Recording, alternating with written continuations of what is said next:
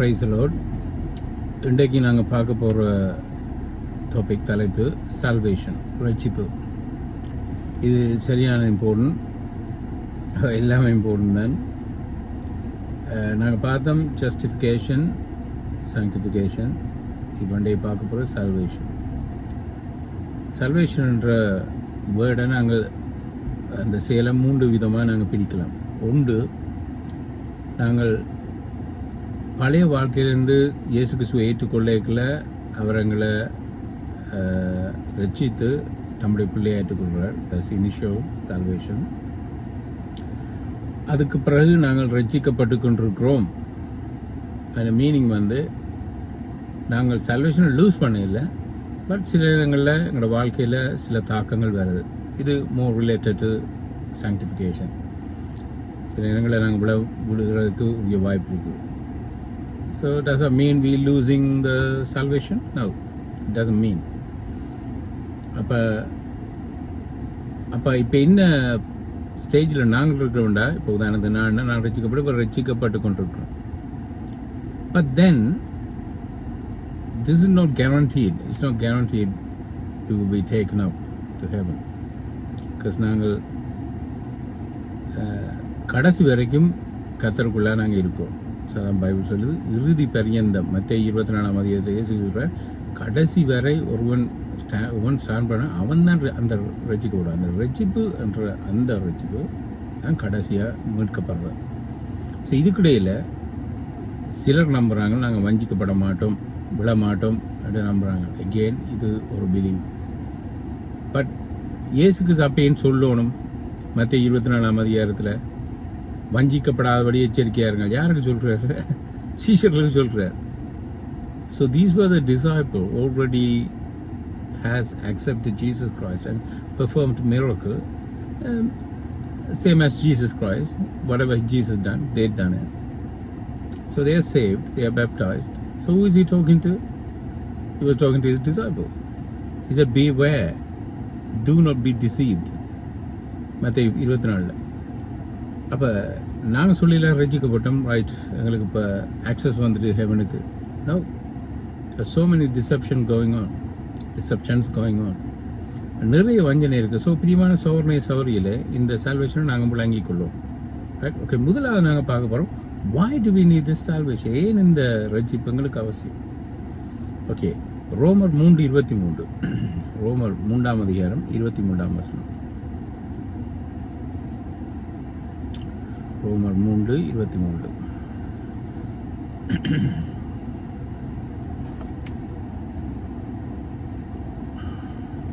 ஏனெனில் எல்லோரும் பாவம் செய்து இறைவனுடைய மகிமையின் தராதரத்தை அடையாமல் தொடர்ந்தும் வாழ்கின்றார்கள். So I like this translation. இது நான் வச்சுக்க தமிழ் டிரான்ஸ்லேஷன் தான், ஆனால் இது கொஞ்சம் updated version. It's not much different. So இந்த வசனத்தின்படி பார்த்தா, இதை நான் சொல்ல போனேன் இங்கிலீஷில், we haven't come to his standard, God's standard. இறைவனுடைய மகிமையின் என்ன அனுமதிச்சிங்கன்னு சொன்னால், the standard of his glory, we haven't reached the standard of his glory. அப்போ கோடுக்கு ஒரு ஸ்டாண்டர்ட் இருக்குது, எங்களுக்கு ஒரு ஸ்டாண்டர்ட் இருக்குது. சில சர்ச்சஸ் ஸ்டாண்டர்ட் இருக்குது. இப்படி என்ன நீங்கள் பிலீவராக இருக்கணும்னு சொன்னால் இந்த விஷயத்தில் நீங்கள் சரியாக இருக்கணும். பட் தென் கோடுக்கு ஒரு ஸ்டாண்டர்ட் இருக்குது. கோட், கடவுள், அவற்ற ஸ்டாண்டர்டுக்கு நாங்கள் இல்லாமல் போனபடினால பாவம் செய்து நாங்கள் எல்லாருமே கெட்டுப்போம். இது எல்லாரும்ன்றது you name it, the whole population in the world, உலகத்தில் இருக்கிற எல்லா மக்களுமே, இன்க்ளூடிங் யூ, மீ, நாங்கள் அப்படி வாழ்ந்தோம். ஸோ இதுதான் ரீசன். இதுக்காண்டி எங்களுக்கு ரட்சிப்பு தேவை. அடுத்த ரீசன் செப்பரேஷன். ஐசாயா சாப்டர் 59, ஏசாயா 53:2. ஏசாயா 53:2.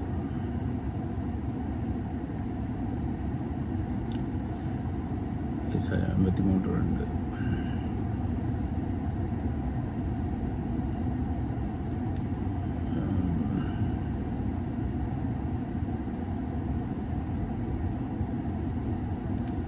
ஏசாயா 53:2.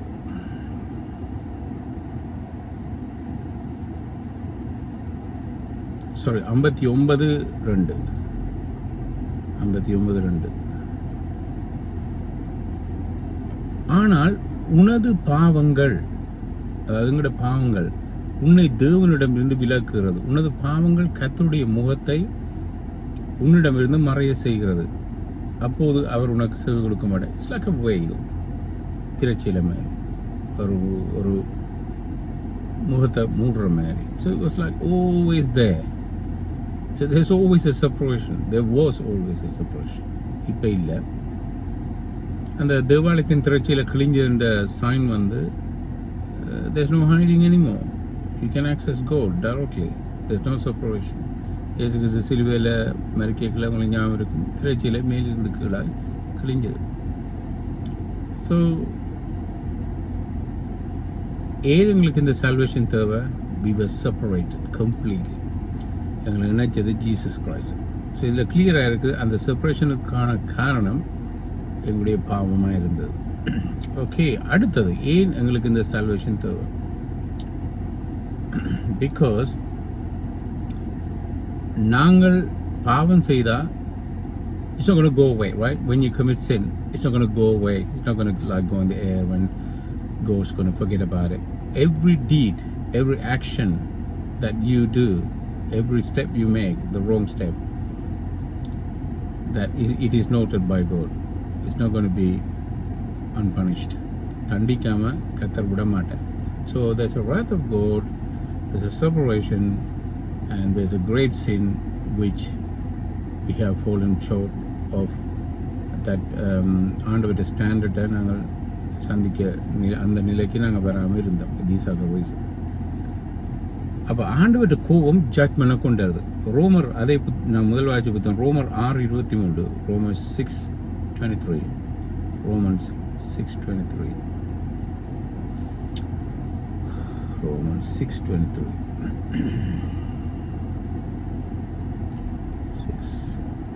எல்லாருக்கும் தெரிஞ்ச வசனம், இது எனக்கு தெரியும். பாவத்தின் சம்பளம் மரணம், பாவம் செய்தவர்களுக்கு அதுவே பலன். ஆனால் தேவன் தம் மக்களுக்கு இலவசமான வரத்தை கொடுக்கிறார். அது நமது கர்த்தராகிய இயேசு கிறிஸ்துக்குள்ளான நித்திய வாழ்வு ஆகும். அப்போ பாவத்துக்கு கட்டாயம் அந்த பலன் வந்து death, meaning second death.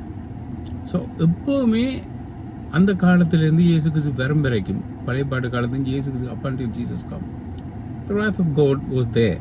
He was ready to punish. ஒரு சொல்யூஷனும் இருக்கே இல்லை, ஒரு தீர்வும் இருக்கே இல்லை until Jesus come. ஸோ ஏன் எங்களுக்கு salvation important? We need Jesus to save us from the judgment day or judgment. அதால நாங்கள் இன்றைக்கு தைரியமாக நாங்கள் தேவனை தலை நிமித்து பார்க்கலாம். என்னென்னா நாங்கள் இயேசு கிறிஸ்துவை ஏற்றுக்கொண்டுட்டோம், அவருடைய ரத்தத்தினால கழுவப்பட்டோம், நாங்கள் ரட்சிக்கப்பட்டோம். ரைட். கடவுளோட பிளான் என்ன? இந்த ரட்சிப்புக்கான பிளான் என்ன? இது அகெயின் ஃபேமஸான வேர்ட். யோவான் 3:6 எல்லாருக்கும் தெரிஞ்ச வசனம். John chapter 3 verse 16. யோவான் 3:16. ஆம், தேவன் இவ்வுலகினை பெரிதும் நேசித்தார். எனவே வித்தியாசமான டிரான்ஸ்லேஷனை வாசிக்கிறேன். எனவே தனது ஒரே குமாரனை இதற்கு தந்தார். தேவன் தன் குமாரனை தந்ததால் அவரில் நம்பிக்கை வைக்கிற எவரும் கெட்டு போகாமல் நித்திய ஜீவனை பெறுவர்.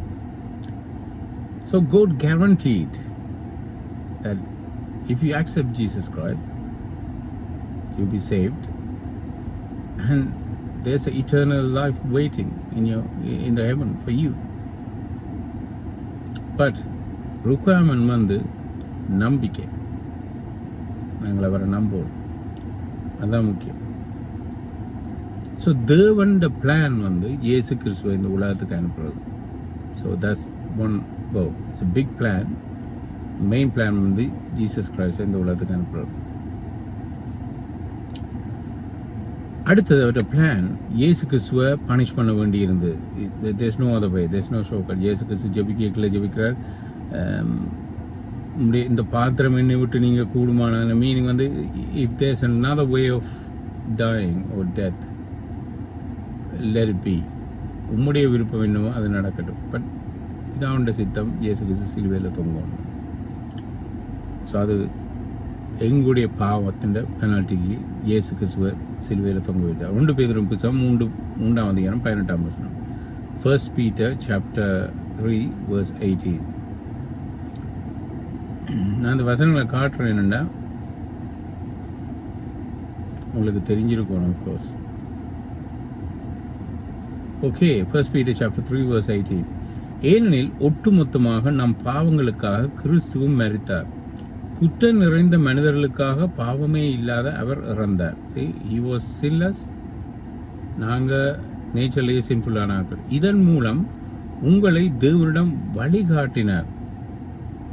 இயற்கையான மனித வாழ்வில் அவர் மரணமடைய நேரிட்டது. ஆனால் உயர்ந்த ஆன்மீக நிலையில் அவர் மீண்டும் எழுப்பப்பட்டார். அப்போ எங்களை பிதாவோட கனெக்ட் பண்ணினார். நீங்கள் அனுமதிச்சிங்கன்னா அப்படி நான் பேராஃப்ரைஸ் பண்ணுவேன். இயேசு கிறிஸ்து பேசிக்கலி சிலுவையில் மறைக்கல என்ன நடந்ததுன்னு சொன்னால் எங்களை பிதாவோட கனெக்ட் பண்ணிவிட ஒரு பிரிட்ஜ், ஒரு பாலத்தை கட்டினான். நான் உங்களுக்கு முதல் வசனம் எடுத்து காட்டினான். செப்பரேஷன், தேவனுக்கும் உங்களுக்கு இடையில பெரிய பிளவு. அவர் பரிசுத்தமான தெய்வம், நாங்கள் அசுத்தமானார்கள். எப்படி க்ளோஸாக போகிறது? So there has to be a bridge. there's no other way. அந்த பிரிட்ஜை கட்டுற ஆளும் பரிசுத்தமாக இருக்கணும். அது வந்து இயேசு கிறிஸ்து. ஸோ அதாவது இயேசு கிறிஸ்துவை அவர் சிலுவையில் பலி கொடுக்க வேண்டியதாக இருந்து. அடுத்தது எங்களோட வாழ்க்கையில் சால்வேஷனை பூர்த்தியாக்குறதுக்கு வெற்றியுள்ள வாழ்க்கை வாழணும் என்ற அடையாளமாக அவர் உயிர்த்தெழுந்தார். அது நாங்கள் 1 கொரிந்தியர் 15ஆம் அதிகாரம் 3ஆம் வசனத்தில் வாசிக்கிறோம். 1 கொரிந்தியர் 15:3.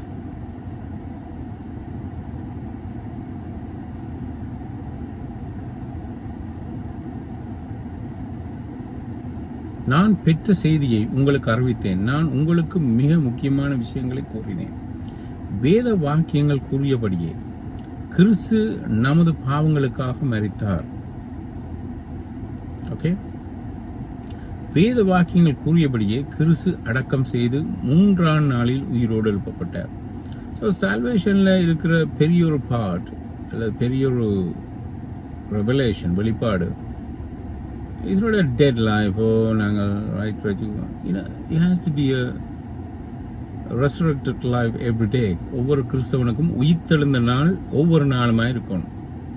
ஏப்ரலில் வர குட் ஃப்ரைடே இல்லை, குட் சண்டே இல்லை, ஒவ்வொரு நாளும் உயிர்த்தெழுந்த வாழ்க்கை வாழ. இதை டெமான்ஸ்ட்ரேட் பண்ணுறதுக்காண்டி அவர்கிட்ட பிளான் இயேசு கிறிஸ்துவை அவர் இறந்திருந்தாலும் அது அவரை உயிர்த்தலை பண்ணினார். ஓகே, அடுத்தது இப்போ பெரிய ஆர்கியூமெண்ட், பெரிய ஒரு இப்போ வாக்குவாதம் போய்கொண்டிருக்கேன்னு சொன்னால் இது ஒரு பெரிய சிக்கல். சிலர் சொல்கிறார்கள் okay is you saved by the grace. சிலர் சொல்கிறார்கள் நோ. அப்போ அந்த சேவ் பை த கிரேஸ்ன்னு சொல்கிற குரூப் வந்து என்ன சொல்லுன்னு சொன்னால் ஆண்டவர் உங்களை தன்னை கிருபையினால் ரட்சித்தா நீங்கள் விட மாட்டீங்க. அப்படிதான் அந்த முதல் குரூப், முதல் சாரார் நம்புகிறாங்க. அது நாங்கள் ஆஃப்கோர்ஸ் கால்வினிசம். ஒரு இன்ஃபர்மேஷன், ஜோன் கல்வினிசத்தை உண்டாக்கல. அது சில கல்வினிஸுக்கே அது தெரியாது. ஜோன் கல்வின் வந்து கல்வினிசத்தை பெரிதுபடுத்தினார், அவர் பெருசாக ஸ்ப்ரெட் பண்ணினார். அதனால தான் கல்வினிசம் என்ற பேர் வந்து. But he wasn't a founder. அவர் அதை ஆரம்பிக்கல. எனிவே, ஸோ அவங்க நம்புகிறாங்க நீங்கள் தேவண்ட கிருபையினால் ரட்சிக்கப்பட்டால் இப்படி விழுவீங்க, நீங்கள் விட மாட்டீங்க. So you will never lose a salvation. But then உங்களுக்கு ஞாபகம் இருக்கா, பிசாஸ் வந்து ஒரு வசனத்தை கோட் பண்ணுறேன். நான் இப்போ இவங்களை பிசாசுன்னு சொல்ல வர இல்லை, கல்வினிசை நான் என்ன சொல்ல வாரேன்னு சொன்னேன். எல்லா வசனமும் கனெக்ட் பண்ணி நாங்கள் பார்க்கணும். எல்லா முழு வேதமும் எங்களுக்கு 2 தீமோத்தேயு புத்தகம் 3ஆம் அதிகாரத்தில் நினைக்கிறேன், 3ஆம் அதிகாரம் நினைக்கிறேன் 3:16 முழு வேத வசனங்களே நாங்கள் பார்க்கணும். முழு வேத வசனமும் எங்களை பயிற்றுவிக்கிறது கொடுக்கப்படுது. அங்கே இங்கே பொறுக்கி நாங்கள் வாசிக்கலாம். அப்போ இயேசு கிறிஸ்துவுக்கு பிசாசு ஒரு வசனத்தை சொல்ல இயேசு சொன்னோ இப்படியும் எழுதி இருக்கிறதே, நீ மேலே இந்த குதியும் என்ற தேவர்களுடைய காலை ஏந்துவார் பைபிளில் இருக்கு. இயேசு சொன்னார், yes it's true, but it also written do not test the Lord. உடைய கர்த்தராகிய தேவனை பரீட்சை பாராதிருப்பாயாக அப்படி எழுதியிருக்கு. அப்போ it's one truth. Yes, I agree. நான் 100% அக்ரி பண்ணுறேன்.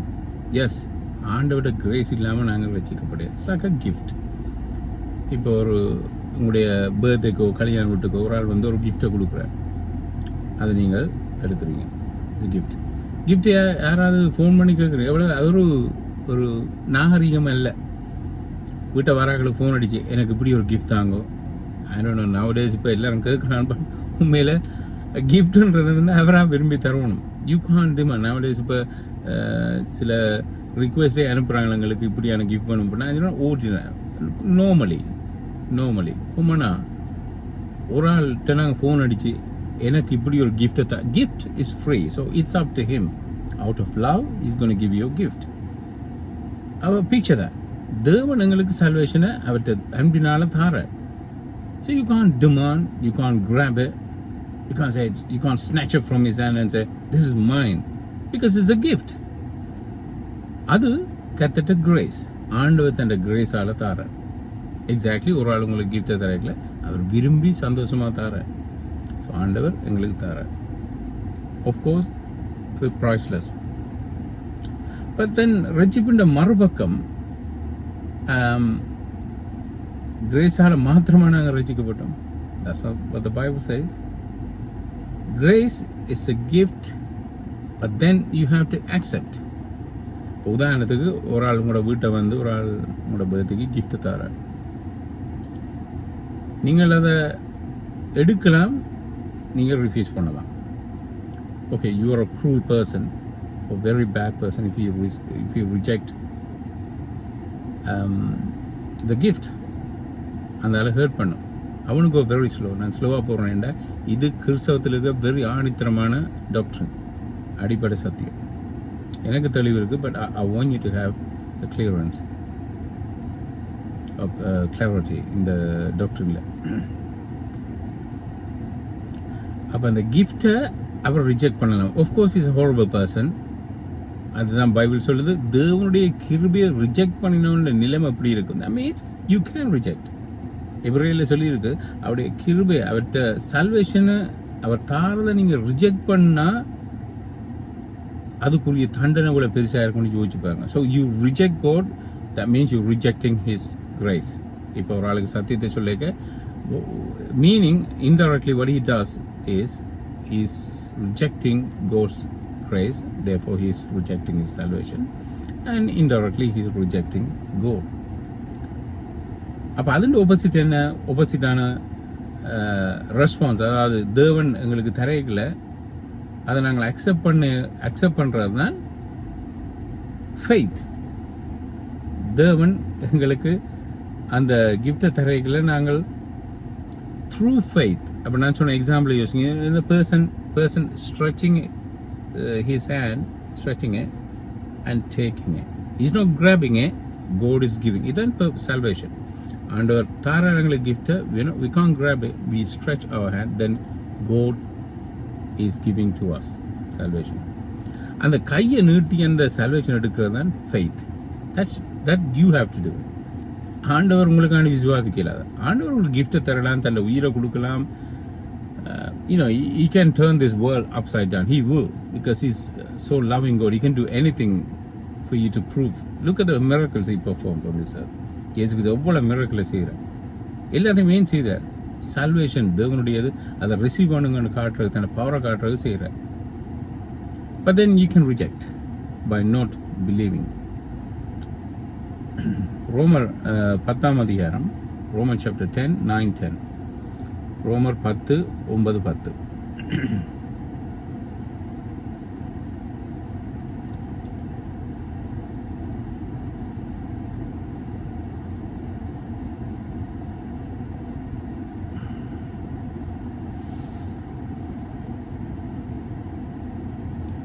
Okay, Romans chapter 10 verse 9 and 10. ரோமர் 10, 9, 10. உனது வாயால் நீ இயேசுவே கர்த்தர் என்று சொல்வாயானால் ரட்சிக்கப்படுவாய். உனது இருதயத்தில் நீ தேவன் இயேசுவை மரணத்திலிருந்து உயிர்த்தெழ செய்தார் என்று நாங்கள் ப்ரீவியஸ் வர்ஸ்ல வாய்ச்சோம். உயிர்த்தெழுகிற இயேசு என்று நம்புவாயானால் only when you believe this salvation become completed or receivable.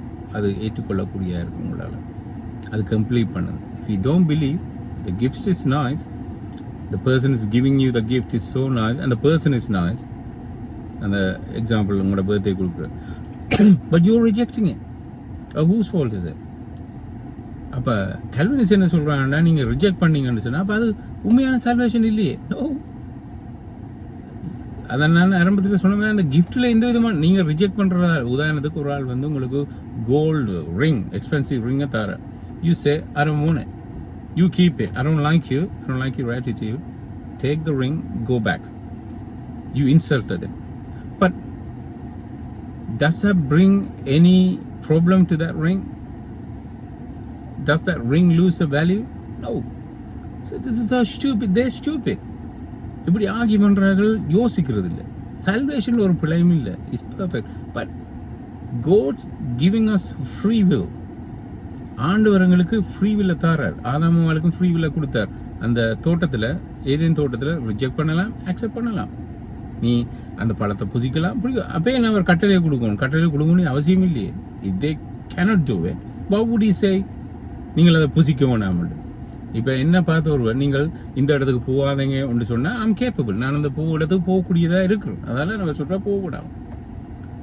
So this is madness. They say oh ஆண்டவற்றை ரிஜெக்ட் சொன்னால் எப்படி நீங்கள் அதை ரிஜெக்ட் பண்ணிடும், அது ரிஜெக்ட் அது உங்களுக்கு வரும் கட்டாயம்.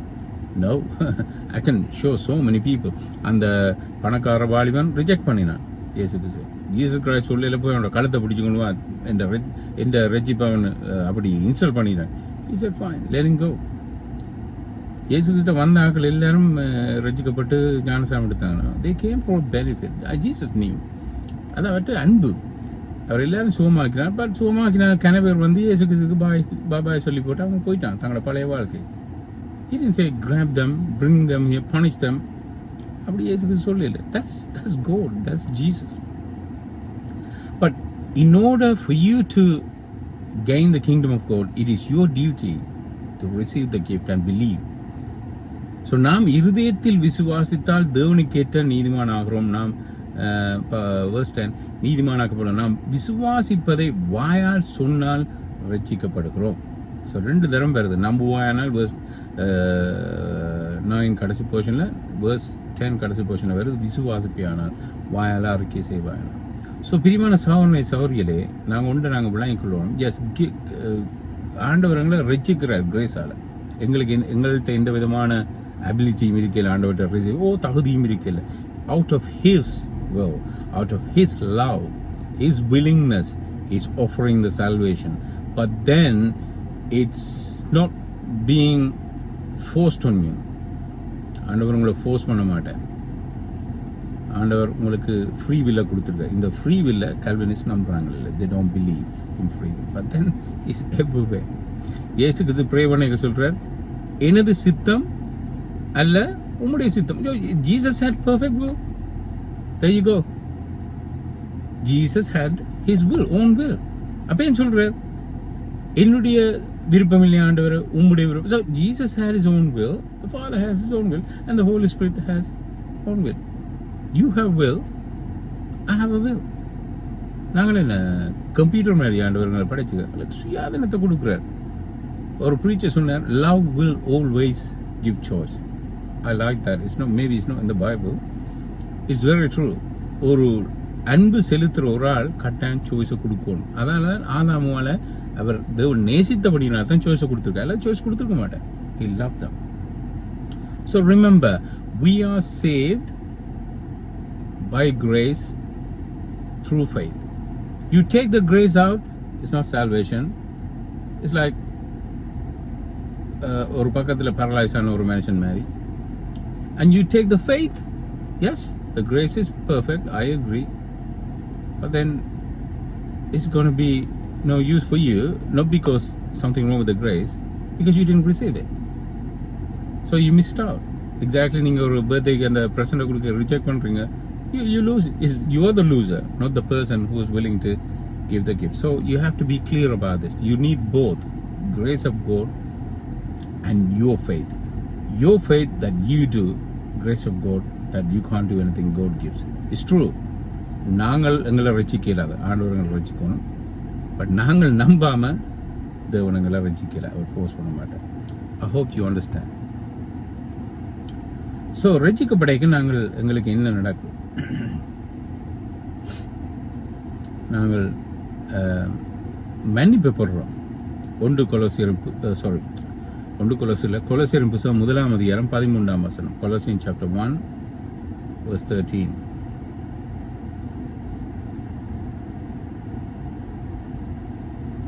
ஒன்று 13. Colossians chapter 1 verse 13 and 14. இருளில் அதிகாரங்களிலிருந்து நம்மை அவர் விடுதலை செய்திருக்கிறார். நம்மை அவரது குமாரனான இயேசு கிறிஸ்துவின் ராஜ்யத்துக்குள் கொண்டு வந்தார். So we were living in darkness.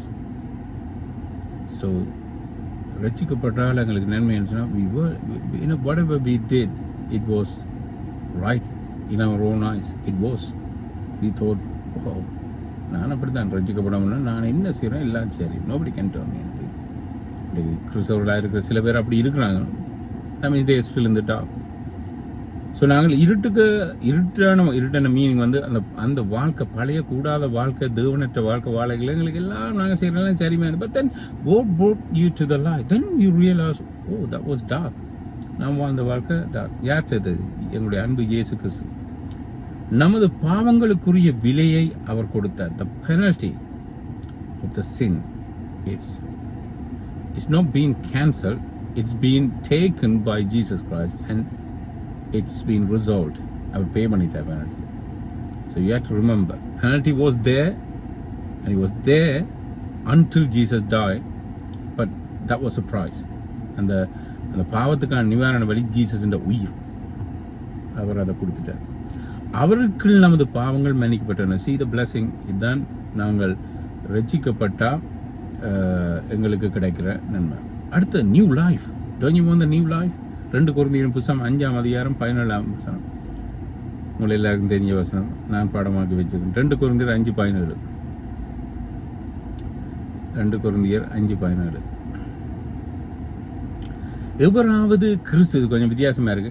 எவராவது கிறிஸ்துவுக்குள் இருந்தால் அவன் புதிதாக படைக்கப்பட்டவனாகிறான். பழையவைகள் ஒளிந்தன, அனைத்தும் புதியதாயின. இது என்ன?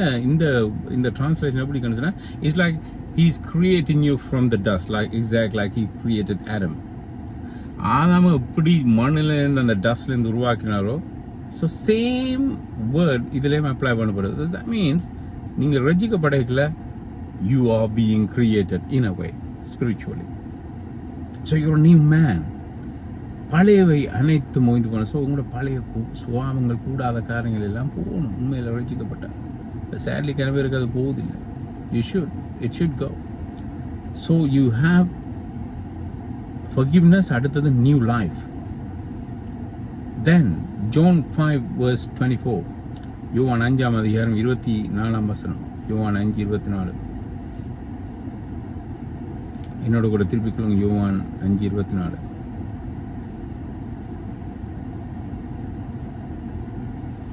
நான் உங்களுக்கு உண்மையாகவே கூறுகிறேன், நான் சொல்கிறதை அவன் கேட்டு என்னை அனுப்பினவரை நம்புறானோ, see the faith, அவனுக்கு நித்தியமான வாழ்வுண்டு, இட்டர்னல் லைஃப். அவன் தீர்ப்புக்கு உட்பட மாட்டான். அவன் ஏற்கனவே மரணத்தை விட்டு நீங்கி ஜீவனை பெற்றவராகிறான். ஸோ கிஃப்ட் பிளஸிங் வந்து நாங்கள் ரட்சிக்கப்படுறதுனால we receive eternal life. Think about it. What a wonderful life. எவ்வளோ இன்பமான வாழ்வு. இந்த உலகத்தை விட்டு, இந்த பாவம் நிறைஞ்ச சேறு மாதிரி இருக்க இந்த உலகத்தை விட்டு போகிற பியூட்டிஃபுல்லான ஹெவன் எங்களோட கண்கள் காணல. But I am sure we beautiful and we going to spend time with Jesus eternally. We don't die and we will have enough time. அந்த டைமென்ஷனில் டைம் இருக்காது. உலகத்தில் தான் ஆண்டவர் டைமை ஏற்படுத்தினா எங்களோட டே டு டே லைஃபை கேரி அவுட் பண்ணுறது. Care up you need to have some sort of regulation. எத்தனை மணிக்கு கிளம்புற வேலை, அதுக்காண்டி எங்களோட வாழ்க்கை, உலகத்து வாழ்க்கைக்காண்டி தான் ஆண்டவர் டைம் உருவாக்கி வச்சுக்க. But once we die, we've been taken to heaven. There's no time because we're going in a different dimension. வேறு ஒரு கேட்டகரிக்குள்ளே போகிறோம், ஆண்டவர்கிட்ட படைப்புக்குள்ளே போகிறோம். அங்கே டைம் இருக்கா, அங்கே க்ளாக் இருக்கா.